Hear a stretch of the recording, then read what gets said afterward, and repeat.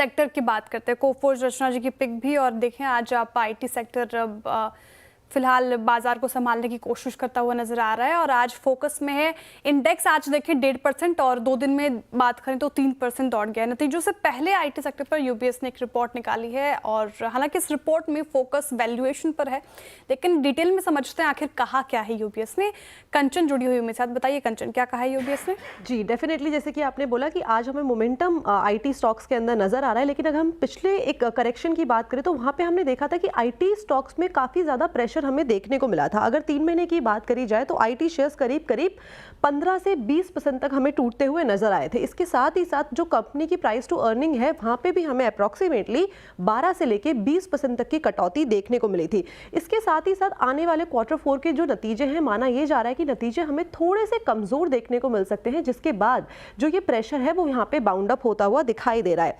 IT companies का कहना है कि जिस तरीके से इस टाइम पे ग्लोबल अनसर्टेनिटी बनी हुई है, ग्लोबल अनसर्टेनिटी के चलते जो कस्टमर्स हैं वो इस टाइम पे अपनी स्पेंडिंग है वो ज्यादा नहीं कर रहे हैं और आगे चल के भी हमें ये असर जो है वो देखने को मिल सकता है। असर हालांकि हमें मार्जिनल साइड पे देखने को मिल सकता है। अर्निंग्स की बात करी जाए तो वहां पे भी हमें 5 to 7% की कट का अनुमान है, ये यूबीएस का कहना है। लेकिन जो फिस्कल ईयर 25 है वो फिस्कल ईयर जो 26 है वो अच्छा हो सकता है as compared to fiscal year 26। और शॉर्टर ड्यूरेशन की बात करी जाए तो सेक्टर में जो कंपनी का पी है वो भी हमें अप्रॉक्सीमेटली 5 to 10% तक बढ़ता हुआ दिखाई दे सकता है। इस टाइम पे अगर कांस्टेंट करेंसी ग्रोथ की बात करी जाए तो यहाँ पे हमें मिक्स्ड नंबर्स देखने को मिलेंगे डिफरेंट कंपनीज के। इन्फोसिस की बात करी जाए तो यहाँ पे एक मार्जिनल इंक्रीज है, but at the same time अगर आप टीसीएस के नंबर्स की तरफ देखेंगे तो यहाँ पे हमें थोड़ा सा शॉर्टफॉल आता हुआ दिखाई दे रहा है। एचसीएल, टेल, टेक महिंद्रा और विप्रो के नंबर्स भी आपके सामने मैंने रख दिए हैं। अब एक बार वैल्यूएशन समझ लेते हैं कि इस टाइम पे जो वैल्यूएशन है वो किस तरीके के हैं। अगर 5 साल का एवरेज देखा जाए तो निफ्टी आईटी 5% के डिस्काउंट पे इस टाइम पे नजर आ रहा है।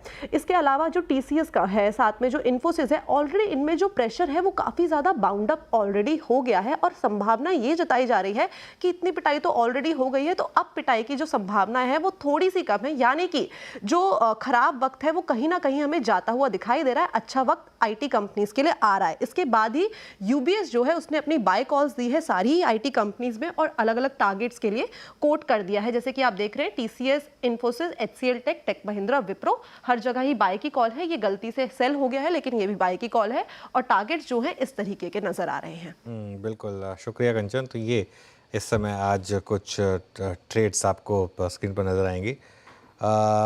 इसमें रचना जी आपने खैर कोफोर्ज ऑलरेडी चुन लिया है, तो एक काम करते हैं, एक और व्यू लेते हैं इस पर। गावा सर, कोई आईटी स्टॉक आपके रेडार पर है क्या?